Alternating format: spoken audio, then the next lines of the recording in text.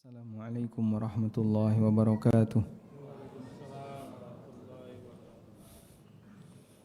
Alhamdulillah wassalatu wassalamu ala Rasulillah wa ala alihi wa sahbihi wa mawalah. Wa ashhadu an la ilaha illallah wahdahu la syarika lah.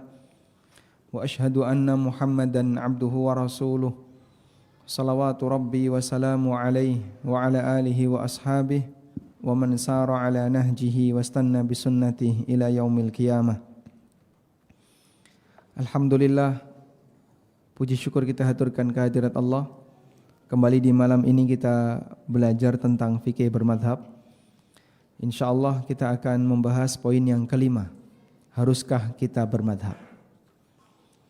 Dan sejatinya ketika orang itu bermadhab, kita tahu beberapa ulama menisbahkan dirinya kepada madhab tertentu, dan mereka ulama kibar. Misalnya Anda sebut nama ulama dari banyak madhab, ulama Ahlussunnah. Ibnu Qudamah Al-Muwaffaq, madhabnya apa? Hambali. Ibnu Abdul Bar, Abu Umar, madhabnya Al-Maliki. An-Nawawi, madhabnya Asy-Syafi'i. Dan masih banyak ulama yang lain, mereka bermadhab. Ibnu Abil Is, penulis syarah kitab Akidah Tahawiyah, madhabnya apa? Al-Hanafi. Ibnu Abil Is Al-Hanafi. Dan itu adalah deretan ulama-ulama Ahlussunnah yang kita kenal, dan mereka bermadhab. Sekarang kita akan baca. Bagi yang punya buku silakan dibuka halaman 133. Tafadhal. Bismillah, alhamdulillah, assalatu wassalamu ala rasulillah wa ala alihi wa sahbihi wa mawalah, wa la hawla wa la quwata illa billah, wa ba'du. Berkata penulis, hafizahullah ta'ala wa nafa'ana Allahu bi'ulumihi fid darain, amin. Amin. Kelima, haruskah kita bermazhab? Ada dua pertanyaan turunan dari hal ini yang perlu kita bedakan. Satu, apakah kita harus mengikuti mazhab tertentu dalam arti mengambil semua pendapat yang ada di dalamnya dan tidak boleh berpindah ke pendapat yang lain? Kedua, apakah kita harus belajar agama melalui mazhab tertentu? Kita jawab pertanyaan yang pertama, apakah kita harus mengikuti mazhab tertentu? Sebagai konsekuensi bahwa kita tidak harus mengikuti pendapat seseorang secara keseluruhan, demikian pula kita tidak harus mengikuti mazhab tertentu secara keseluruhan. Sebagian ulama, misalnya Ibnul Qayyim, mengingkari pendapat yang mengharuskan seseorang untuk mengikuti pendapat tertentu secara keseluruhan. Ibnul Qayyim mengatakan, wala yalzamu ahadan qattu an yatamazhaba bimazhabi rajulin minal a'immati minal ummati bihaitsu ya'khudhu aqwaluhu kullaha wa yad'u aqwalu ghairihi wa yad'u aqwala ghairihi wa hadhihi bid'atun qabihatun hadathat fil ummati lam yaqul biha ahadun min a'immatil islami wa hum a'la rutbatan wa ajallu qadran. Seseorang di kalangan umat ini tidak wajib mengikuti mazhab tertentu, yang dia harus ambil semua pendapat di mazhab itu dan meninggalkan pendapat yang lain. Ini merupakan pemahaman yang jelas menyimpang yang terjadi di tengah umat. Tidak ada satupun ulama kaum muslimin yang mengatakan demikian. Sementara kedudukan mereka lebih tinggi dan lebih mulia dibandingkan ulama yang mengharuskan bermazhab. I'lamul Muwaqqi'in. Baik, demikian keterangan beliau di kitab I'lamul Muwaqqi'in. Dan sebelumnya kita sudah membaca beberapa pernyataan tegas yang disampaikan oleh para ulama imam madhab. Tidak ada satupun ulama yang menyuruh masyarakat untuk taklid kepadanya. Jadi kalau misalnya ada orang jualan barang, itu kan dia akan mempromosikan dirinya, bagaimana caranya agar barang itu laku dan banyak penggemar. Tapi berbeda dengan ulama. Tidak ada ulama yang berharap banyak penggemar, tidak ada. Atau ulama yang berharap biar nanti pengikut saya makin banyak, tidak ada. Mereka menyampaikan kebenaran kepada masyarakat, diterima dan tidak, bagi mereka itu sudah menjadi amal. Ketika ada orang yang meniru dan melestarikan apa yang kebenaran yang mereka sampaikan, mereka berharap bisa mendapatkan pahala lebih banyak. tapi bukan berarti mereka mengajak masyarakat untuk taklid kepadanya. Itulah para ulama.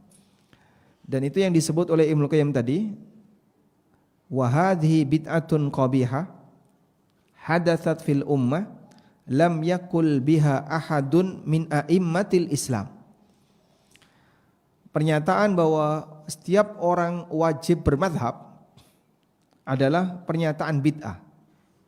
Sebuah kaidah yang baru yang ada di tengah umat ini, tidak ada seorang pun ulama yang pernah mengatakan itu. Wahum a'la rutbatan, padahal mereka lebih tinggi derajatnya, bahkan imam mazhabnya sekalipun.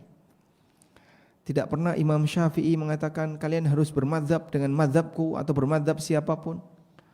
Apalagi yang pernah dinyatakan oleh Imam Ahmad, la tuqallid Malikan wala tuqallid Syafi'iyan wala Auza'i wala. Janganlah kamu taklid kepada Imam Malik atau Imam Asy-Syafi'i atau Al-Auza'i atau Ats-Tsauri atau siapapun. Enggak ada satupun ulama yang mengajak masyarakat untuk taklid kepadanya. Wa ajallu qadran, dan mereka lebih mulia tingkatannya. Selanjutnya Ibnul Qayyim menyebutkan alasannya bahwa tidak mungkin pendapat para ulama generasi sahabat, tabi'in dan tabi'in hanya tergabung di 4 imam mazhab yang terkenal, sementara yang lain hilang atau tidak berlaku.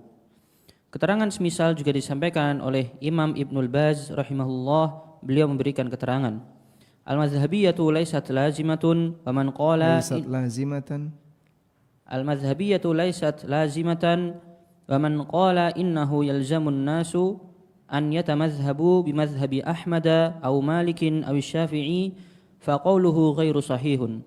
Al-mazahibu jadidatun hadathat ba'da sahabati wa ba'da tabi'ina falaysat lazimatan li ahadin innama hiya aqwalul ulama'i ishtaharu wa duwinat aqwaluhum fashtaharat bihadzal mazahibi fashtaharat hadhil mazahibu. Bermazhab bukanlah suatu keharusan. Barang siapa yang berpendapat bahwa masyarakat harus mengikuti salah satu mazhab, Ahmad, Malik atau Syafi'i, maka ini pendapat yang tidak benar. Kehadiran mazhab adalah sesuatu yang baru, terjadi setelah generasi sahabat dan tabi'in. Oleh sebab itu, tidak wajib bagi siapapun. Mazhab adalah kumpulan pendapat para ulama yang terkenal. Lalu pendapat mereka dikodifikasi sehingga ia menjadi mazhab yang terkenal. Nah, jadi di sini ada satu pernyataan yang disebutkan oleh Ibnu Qayyim. Beliau menyebutkan alasan kenapa kita tidak wajib mengikuti mazhab tertentu. Ada sebagian yang mengatakan bahwa semua hadis dan kebenaran dalam agama terkumpul pada 4 mazhab ini, dan tidak ada yang keluar dari 4 mazhab ini. Dan ini dibantah oleh Ibnu Qayyim, itu mustahil. Karena kalau terkumpul pada 4 mazhab ini, berarti 4 ini maksum. Sebab tidak ada yang keliru. Kumpulan 4 ini jadinya maksum, dan itu tidak mungkin. Sehingga bisa enggak Pak terjadi sebuah pendapat mulai dari mazhab Hanafi, Syafi'i, Maliki, Syafi'i dan Ahmad, mereka sepakat pada pendapat tertentu, tapi ternyata itu tidak sejalan dengan kebenaran. Ya sangat mungkin. Walaupun kebenaran itu tidak hilang, ternyata dipegang oleh ulama yang lain yang tidak mengikuti 4 mazhab ini. Sangat mungkin. Paham maksudnya? Jadi misalnya ada pendapat A, Hanafiyah, Malikiyah, Syafi'iyah dan Hambali, mereka berpendapat A. Boleh kita sebut jumhur 4 mazhab. Tapi ada pendapat B, dimiliki oleh Imam Fulan, yang ternyata Imam Fulan ini berbeda dengan Imam 4 mazhab tadi. Apakah jaminan bahwasanya B ini pasti salah? Tidak ada jaminan. Sebagaimana juga tidak ada jaminan bahwasanya A ini pasti benar. Sebab yang namanya 4 mazhab itu tidak merangkum semua isi agama. 4 mazhab itu tidak merangkum semua isi agama. Baik. Dan di sini ada keterangan yang disampaikan oleh oleh Syekh bin Baz rahimahullah bahwa mazhab satu hal yang baru yang tidak pernah dikenal di zaman sahabat maupun tabi'in, maka tidak wajib bagi siapapun untuk mengikuti satu mazhab tertentu, karena mazhab intinya adalah kumpulan dari pendapat-pendapat para ulama. Selanjutnya beliau melanjutkan, fa Ahmadu rahimahullah wa Malikun rahimahullah wa Syafi'i rahimahullah wa Abu Hanifah rahimahullah ulama'u min jinsi Thawri min jinsi Al-Auza'i min jinsi Ishaq ibn Rahuyah fakama annahu la yalzamuna an na'khudha aqwal Thawri aw ibn Uyainata aw Ishaq aw Al-Auza'i aw ghairihim فكهذا لا يلزمنا أن نأخذ قول أحمد أو مالك أو الشافعي أو أبي حنيفة ولكن ننظر في مسائل الخلاف فما وافق الحق من أقوالهم أخذناه وما خالفه تركناه. Ahmad, Malik, Asy-Syafi'i dan Abu Hanifah rahimahullah adalah ulama seperti Ats-Tsauri, Al-Auza'i atau Ishaq bin Rahuyah, sebagaimana kita tidak wajib mengambil pendapat Ats-Tsauri, Ibnu Uyainah, Ishaq atau Al-Auza'i atau ulama lainnya. Demikian pula kita tidak wajib mengambil pendapat Ahmad, Malik, Asy-Syafi'i maupun Abu Hanifah. Namun kita pelajari masalah yang diperselisihkan, kita ikuti pendapat mereka yang lebih sesuai dengan kebenaran. Sebaliknya, kita tinggalkan pendapat mereka yang menyimpang dari kebenaran. Nah, jadi merangkum pendapat-pendapat tidak dilarang ya, tapi mewajibkan seseorang, pokoknya kamu ketemu dengan pendapat apapun, wajib kembali ke satu mazhab tertentu. Nah, ini tidak benar. Yang benar gimana? Ketika kamu ketemu dengan aneka pendapat, ikutilah yang paling benar. Alladzina yastami'unal qaula fayattabi'una ahsana. Di antara sifat orang yang baik ahlul jannah adalah orang yang mendengarkan al-qaul, merangkum pendapat, fayattabi'una ahsana, kemudian dia mengikuti yang terbaik. Taib, intinya untuk pertanyaan yang pertama, apakah kita harus mengikuti mazhab tertentu? Jawabannya tidak harus.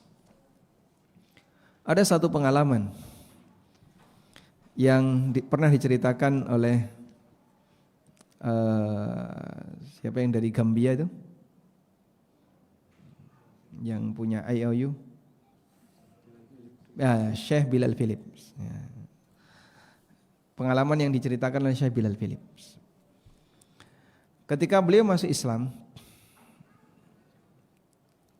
kemudian beliau pindah ke Amerika, lalu sampai akhirnya kemudian ketemu dengan orang-orang Muslim di sana. Amerika atau Kanada? Kanada ya, di Kanada. Ketemu dengan orang-orang Muslim yang ada di sana. Nah, Muslim yang banyak beliau jumpai itu Muslim yang berasal dari India atau Pakistan atau Bangladesh. Itu yang banyak berinteraksi dengan beliau. Lalu beliau tanya, apa yang harus saya lakukan ketika saya mau masuk Islam? Nah, kemudian diarahkan sama mereka, kalau kamu mau Islam, kamu harus punya imam. Dan imam itu banyak. Dan dalam Islam itu ada madhab. Maka kamu harus mengambil salah satu madhab untuk belajar. Madhab yang paling tua adalah madhab Hanafiyah. Maka kami arahkan kamu untuk belajar madhab Hanafiyah. Dan kita tahu India, Pakistan, Bangladesh itu madhabnya Hanafiyah. Jadi beliau mendapatkan saran untuk mengikuti madhab Hanafiyah. Tapi dalam batin beliau, ini kok rasanya aneh, kok malah saya diarahkan kepada sempitnya golongan. Padahal saya ingin mendapatkan nuansa luasnya agama, ini malah diarahkan kepada sempitnya golongan. Akhirnya beliau bertekad, gimana caranya untuk bisa belajar dari titik sumbernya. Bisa belajar dari titik sumbernya. Dan beliau mencari tahu dalam sejarah Nabi SAW menyebarkan Islam dari Madinah. Akhirnya beliau berusaha untuk bisa daftar ke Universitas Islam Madinah. Diterima. Dari situlah kemudian beliau belajar, dari mulai belajar bahasa sampai kemudian mengambil S1 jurusan syariah. Alhamdulillah akhirnya beliau bisa menjadi tokoh, salah satu di antara tokoh Islam di masa sekarang. Dan beliau bisa mengenali sendiri apakah harus bermadzhab atau tidak. Maka seperti itulah ya, ketika kita berinteraksi dengan ilmu, yang lebih penting bukan kamu madzhabnya apa, tapi yang lebih penting adalah kowe belajar atau tidak. Ini awakmu belajar, kamu sinau, insya Allah nanti kau akan tahu di posisi mana saat ini kamu berada. Sehingga tidak perlu ribut madzhabmu apa, yang penting kamu belajar atau tidak. Selanjutnya, nah ini mungkin pertanyaan yang lebih mendalam ya. Coba kita baca. Selanjutnya, kita beralih ke pertanyaan kedua. Apakah kita harus belajar agama melalui mazhab tertentu? Dalam menjalankan syariat agama, manusia pasti mengikuti pendahulunya, baik dalam masalah ibadah, muamalah, juga akidah. Kita bisa memahami cara sholat, cara puasa, dan sebagainya karena kita mendapat penjelasan dari guru atau dengan membaca buku para ulama. Kita bisa mengetahui halal atau haram dalam kegiatan muamalah yang kita lakukan karena kita mendapatkan penjelasan dari para tokoh yang mengajarkan materi itu. Artinya, dalam beramal kita pasti akan mengikuti orang lain, sehingga dengan pendekatan ini setiap manusia pasti bermazhab, dalam arti mengikuti tokoh yang mengajarkan agama kepadanya. Baik, jadi yang dimaksud pasti bermadzhab itu bukan beridentitas Syafi'i, beridentitas Maliki, bukan ya. Pasti bermadzhab dalam arti apa? Dia mengikuti gurunya, tokoh yang pernah mengajarkannya. Selanjutnya. Kemudian ketika seseorang semakin mendalami ilmu agama, bisa jadi akan terjadi pergeseran. Pada awalnya dia mengikuti tata cara sholat guru A, kemudian dia berpindah mengikuti tata cara sholat guru B, dan demikian seterusnya. Oleh karena itulah para ulama memahami bahwa bermazhab itu berbeda dengan taklid. Bermazhab itu mengikuti ulama dengan beberapa tingkatan sebagaimana keterangan di poin sebelumnya. Ada dua tingkatan yang kita sudah bahas sebelumnya ya. Belajar apa?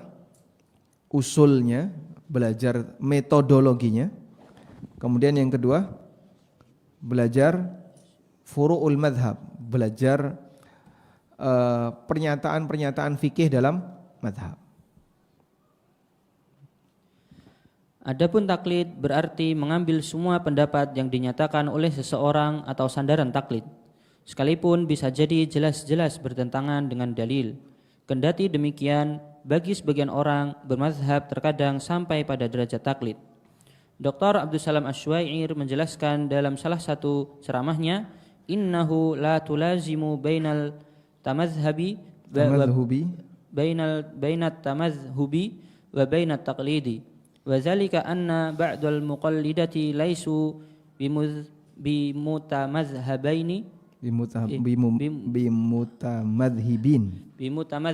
bimutamazhibina kama anna ba'dal mutamazhibina laisu bimuqallidina. Tidak ada hubungan konsekuensi antara bermazhab dengan taklid, karena sebagian orang yang taklid tidak bermazhab. Demikian pula sebagian orang yang bermazhab bukan ahli taklid. Nah, jadi tamadhhab ya tamadhhabu, mutamadzhib, mutamadzhibun artinya orang bermazhab. Tamadhhaba artinya bermazhab. Antara bermadzhab dengan taklid itu berbeda. Ini inti dari apa yang disampaikan oleh Syekh Dr. Abdul Salam Asy-Syuair. Karena kenyataannya ada orang yang taklid tapi dia tidak bermadzhab. Ya, contohnya masyarakat awam secara umum. Dia pokoknya saya kemanapun gandol sarungnya Mbah Yai, Masya Allah. Sehingga Mbah Yai ke kanan, ya saya ikut ke kanan, Mbah Yai ke kiri, ikut ke kiri, pokoknya gandoli sarungnya Mbah Yai. Ya. Dia mungkin muqallid, Dan ketika orang itu ditanya, terus jenengan mazhabnya napa? Ndak ngerti dia. Ndak tahu. Wis pokoknya gandol bayai. Berarti dia muqallid tapi tidak bermadzhab. Sebaliknya ada orang bermadzhab tapi bukan muqallid. Beberapa tokoh yang tadi kita sebutkan. Ibnu Qudamah mazhabnya Hambali. Ibnu Abdil Bar mazhabnya Maliki. Dan mereka orang-orang kibar, ulama-ulama kibar. An-Nawawi termasuk di antara ulama kibar. Beliau bukan tipe muqallid tapi bermadzhab. Maka taklid dengan mazhab itu dua hal yang berbeda. Karena itu mohon maaf ya, barangkali ada sebagian teman yang mereka termasuk sensitif dengan istilah mazhab, sehingga pokoknya kata-kata mazhab nggak suka, sehingga dia sebut mazhab itu termasuk asobiyah, mengajarkan orang untuk fanatik buta. Enggak demikian. Kenyataannya banyak ulama-ulama kibar yang kita kenal, mereka mencantumkan atau disebutkan dalam biografinya mengikuti mazhab tertentu. Nah, selanjutnya. Berdasarkan hal tersebut, bermazhab lebih tepatnya dipahami sebagai upaya mengikuti pendapat imam yang diyakini lebih dekat kepada dalil atau lebih dekat kepada kebenaran. Dalam arti, orang yang mengikuti tidak tahu dalil tersebut atau tidak memahami dalil tersebut, sehingga dia perlu mengambil keterangan tentang dalil itu dari seniornya atau ulamanya. Ibnul Qayyim mengatakan, innahu subhanahu zamma man a'rada amma anzalahu ala taqlidil aba'i wa hadzal qadru min at-taqlidi mimma ittafaqa as-salafu wal a'immatul arba'atu ala zammihi wa tahrimihi wa amma taqlidun min bazril juhdi wa amma taqlidu man badzala juhdahu fi ittiba'i ma anzalallahu wa khafiya alaihi ba'duhu faqallada fihi man huwa a'lamu minhu fahadhi mahmudun ghairu mazmumin wa ma'jurun ghairu ma'zurin. Allah mencela orang yang meninggalkan syariat yang dia turunkan karena taklid kepada nenek moyang. Inilah bentuk taklid yang disepakati oleh ulama salaf dan imam 4 mazhab mengenai keharamannya. Dan ini ada banyak dalam Al-Quran ya, yang dicela oleh Allah. Inna wajadna aba'ana ala ummatin wa inna ala atharihim muqtadun. Saat mereka diajak untuk mengikuti kebenaran, mereka bilang apa? Inna wajadna aba'ana ala ummah. Kami jumpai nenek moyang kami, leluhur kami punya ajaran tertentu. Wa inna ala atharihim muqtadun, dan kami mengikuti ajaran mereka. Dan model seperti ini banyak jadi alasan orang-orang musyrikin yang banyak Allah ceritakan dalam Al-Quran. Taklid kepada nenek moyang.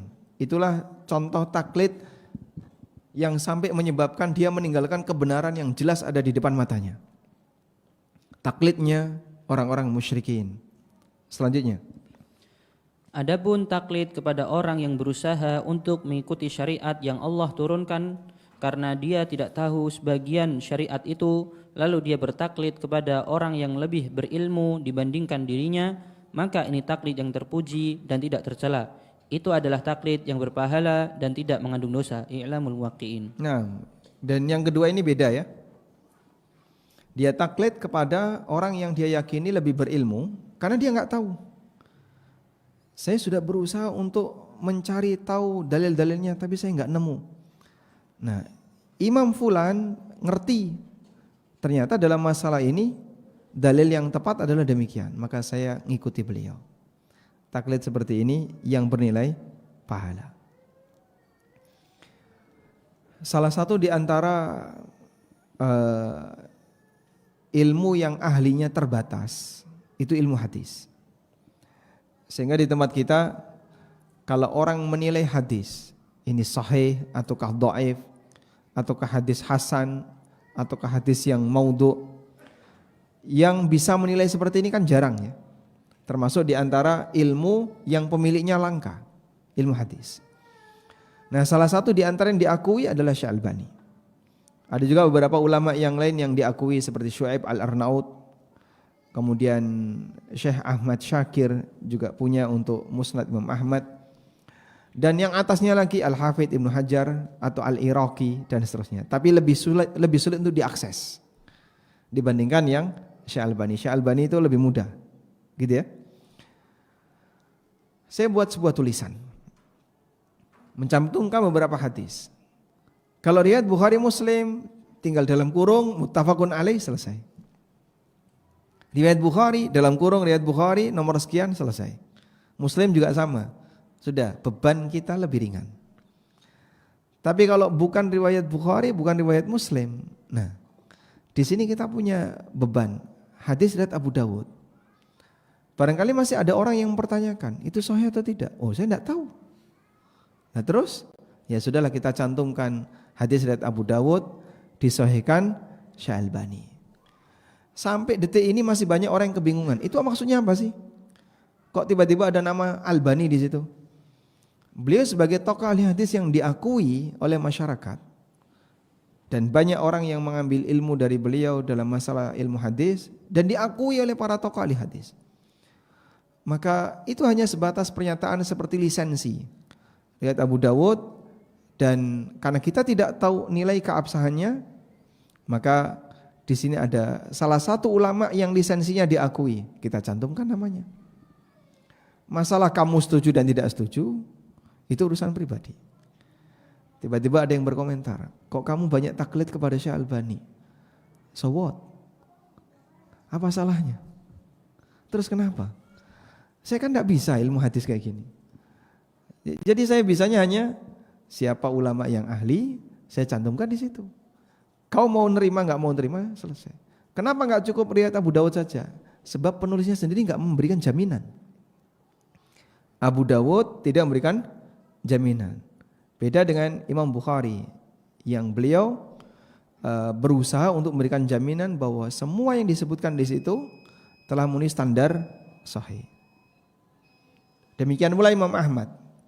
Karena terkadang ada beberapa ulama yang sengaja menyebutkan hadis dhaif dalam kitabnya sebagai dalil pendukung. Sebagai dalil pendukung. Contohnya Pak, Bulughul Maram itu banyak sekali. Dan Al-Hafidh Ibnu Hajar sendiri menyebutkan hadis ini dhaif. Hadis ini tidak sahih, bahkan kadang beliau menyebutkan hadis ini mungkar. Loh, sudah ngerti mungkar kok masih ditulis? Agar kau tahu kalau ada hadis mungkar di sini. Tapi penulis memberikan penjelasan, itu bukti apa? Beliau peduli.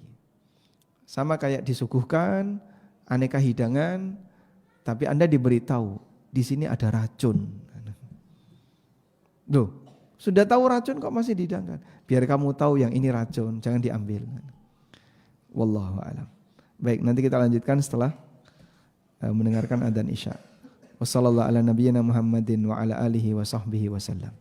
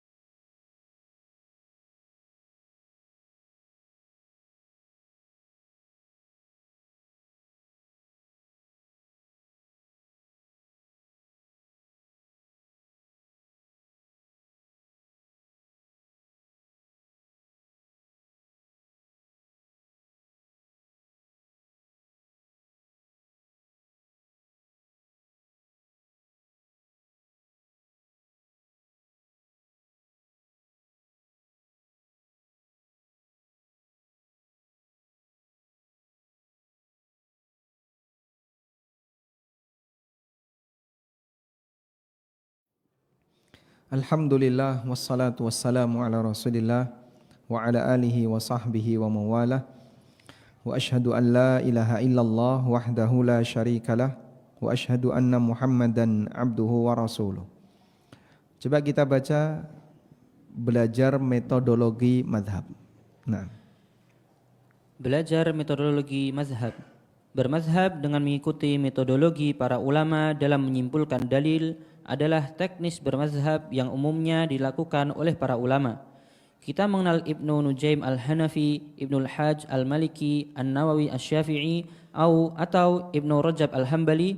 Mereka adalah deretan ulama yang bernisbat kepada mazhab tertentu karena mereka belajar mengikuti sistematika dasar dalam mazhab-mazhab tertentu. baik, insyaallah bisa dipahami ya. Jadi kenapa mereka punya identitas mazhab tertentu? Karena metodologi belajar mereka ada di sana. Selanjutnya, Imam Ibnu Baz mengomentari sikap anti mazhab atau la mazhabiyah yang sampai mengingkari penisbatan diri kepada mazhab tertentu.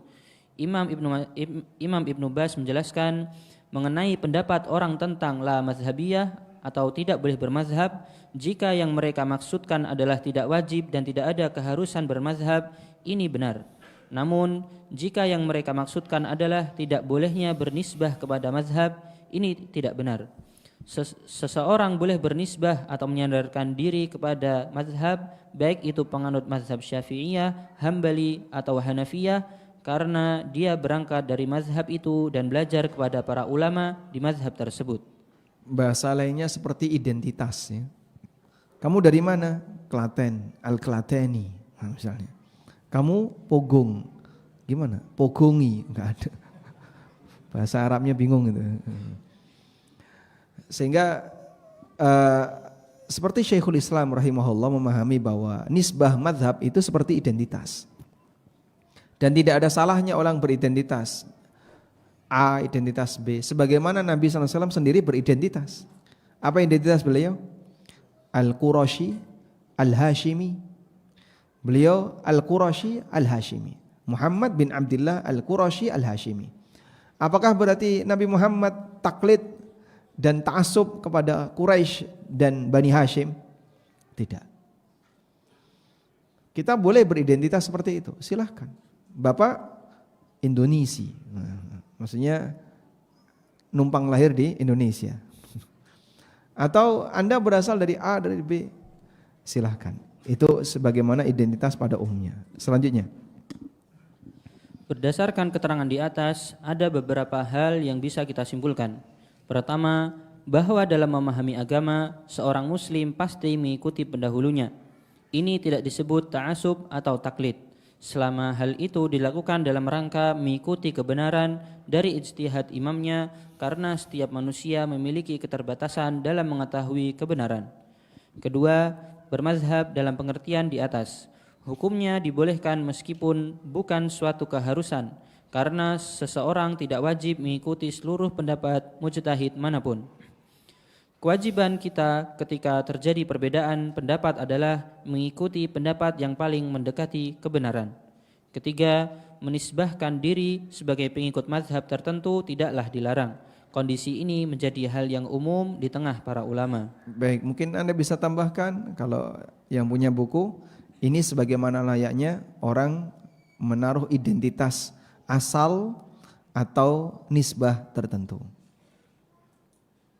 Dan banyak kita jumpai orang menaruh identitas, tapi itu bukan berarti ta'assub dengan kelompok tertentu.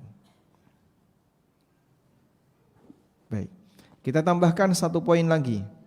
Perbedaan antara taklid dengan bermadhab. Yang ini saya simpulkan dari sebuah disertasi judulnya At-Tamadhub Dirasah Nadhariyah Naqdiyah, karya Dr. Khalid bin Musayyid Ar-Ruwaiti.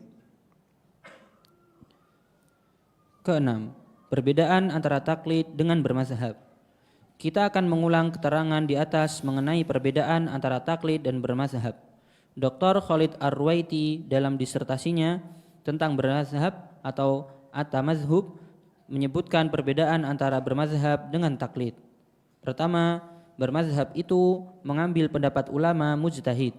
Adapun taklid adalah mengambil pendapat orang lain, baik dia mujtahid maupun bukan mujtahid. Sehingga taklid terkadang nggak pandang bulu, pokoknya ini guru saya, mau mujtahid maupun tidak dia ikuti. Selanjutnya, Kedua, bermazhab umumnya linier dari ulama mujtahid tertentu. Adapun taklid adalah mengambil pendapat dari berbagai tokoh tergantung orang yang ditanyai. Ketiga, bermazhab itu seperti mengikuti sebuah sistem yang terdiri dari fikih, usul fikih, dan kaidah-kaidah fikih. Adapun taklid tidak memiliki sistem sama sekali. Yang keempat, bermazhab secara umum bisa menjadi metodologi belajar fikih atau thariqah at-tafaqquh. Adapun taklid bukan metode belajar fikih. At-Tamazhub Dirasah An-Nazariyah.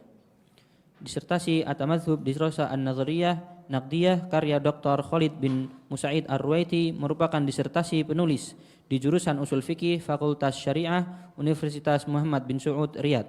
Disertasi ini banyak mendapat pujian dari para ulama, terbit pada tahun 1431 Hijriah. sekarang 1447, berapa tahun? Sudah 16 tahun yang lalu. Dan ini yang termasuk salah satu di antara buku yang kami jadikan sebagai referensi dalam menulis buku fikih bermadzhab. Baik, demikian semoga Allah Subhanahu wa taala memberkakan ilmu bagi kita untuk bisa memahami kebenaran dan bisa belajar untuk bersikap dewasa. Model seperti ini kita pelajari, tujuannya adalah membangun kedewasaan. Kita tidak sedang belajar fikih ya, tapi kita sedang belajar cara menyikapi perbedaan. Salah satunya adalah realita adanya mazhab. Demikian, wassallallahu ala nabiyyina Muhammadin wa ala alihi wa sahbihi wa sallam wa akhiru da'wana anil hamdulillahi rabbil alamin. Wassalamualaikum warahmatullahi wabarakatuh.